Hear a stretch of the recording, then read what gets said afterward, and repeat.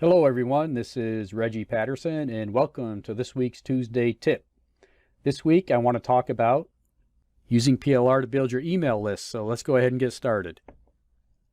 Now let's talk about the third element of your system, building your list, building your database. Now I'm not going to debate whether or not you know you need to have an email list. I'm just going to assume that you do have an email list. So I know there are lots of other ways to build a list, and right now one of the hot things to do is to build an online community. All those things are very, very true. As of right now, we just need to focus on making sure that you have an email list and that you're using it right now. You need to be able to deliver content to people by email, and that's really what PLR does best. So if you are communicating on a regular basis, or let's say you're sending people to a blog or whatever you're doing, this is what you need good content to do. And you need to put that good content inside of your email. I'm not saying don't sell in your email. I'm not saying don't make an offer in your email. What I am saying to you though is that you need to make sure that, again, just as we talked about in the last section, that you're doing something to improve the life of your customer through your email. And if you will do that, what you're going to find is that basically you're going to have to make sure you've got accurate, credible, and well-researched information. And if you can't come up with that on a regular basis, you use PLR in order to help you do that. Now, when you do this, you start trying to make sure you've got actionable information in your email, and you're going to be using some PLR in order to do that. Please don't use content just because you purchase it. That's the wrong reason to put this content in front of your customer. You put content in front of your customer because you know it's going to improve their lives. And so understanding that all of us want to make the most of our investment, we still have to be thinking, what can we communicate with them? Especially when we're talking about building our list. What can we communicate to them that will improve them, right? And when we do it that way, we deepen trust. The whole reason to write to someone on a daily basis. Now, you may not be a person that writes emails on a daily basis to your customer, but if you do, and you write whatever frequency you write in, you are developing trust, right? Email is an intimate medium. It's an intimate way to communicate to your list. It's an intimate way to build your connection if you do it right. Now, again, I mean, you can do it just like Amazon, right? You can just send out a list of promotions.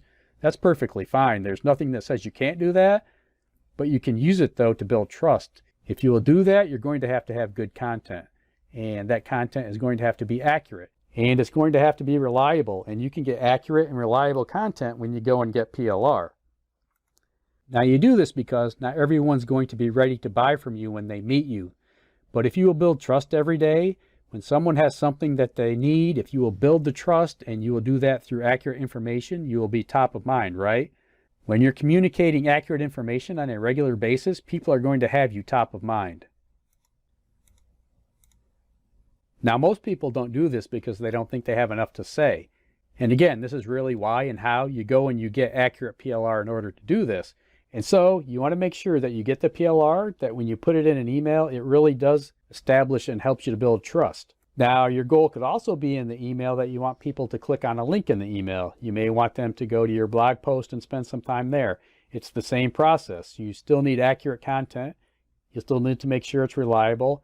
All you're really saying is, hey, when you get my email, I'm going to give you a notice of a new blog post that I've done, or a new podcast episode that I've done, or a new video that I've done on YouTube. It's the same process. Okay, now there is enough content available in PLR form to help you to build that daily connection.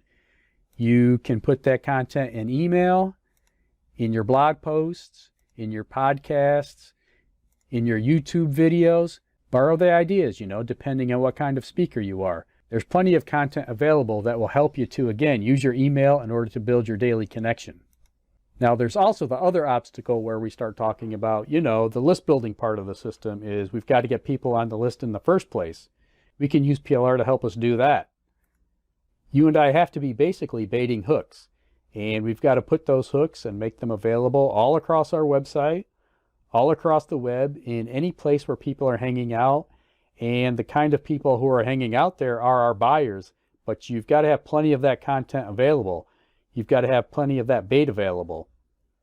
And what I tell people is you don't really have to get super fancy with or spend a lot of time trying to create an awesome opt-in form.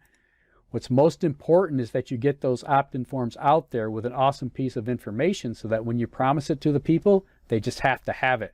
What matters is that you've got something that's so good that people really do want to have it. And that might take time to do, and you can use PLR to help you do that. It is what you really want to focus on. When you start talking about making opt-in pages, multiple opt-in pages available everywhere, and so you do have to think about this. Even if you're doing physical products, you've got to make sure that you're putting things in front of people that really do want when they see it. So when you have an opt-in bribe or an opt-in form, it's a numbers game. It is, and one form is not going to do it all for you. You've got to continue to make those forms available over and over again. You might feel like, well, I have an opt-in form and I don't get a lot of opt-ins. That's really because you only have one, or you've done only one sharing of it. Building a list with opt-in forms is a numbers game. And so the more of those forms you have available with different kinds of offers, the more likely you will be to have someone who will come to that page and say, you know what? This is something I really want. And so I'm going to give these people my real email address in order for me to get it. And so there's no way to do it without doing it that way. And so once again, if you're going to have lots of these offers, this is what you use your PLR to do. You get PLR to help you to create all of these offers that you continually put in front of people. And so you might find that, some things are going to be more popular than others at a particular point in time. The point is that you've got to have a lot of them. You've got to do it over and over and over again. Now, there are some vendors that make a habit of doing something that is not a common practice anymore, but it is an effective one. You have to be able to work with PLR in order to do this. But I want you to think about this. If you can, what you're going to do with some vendors is you're going to give them a bonus to add to their launch. So you are helping them to sell more of their own product.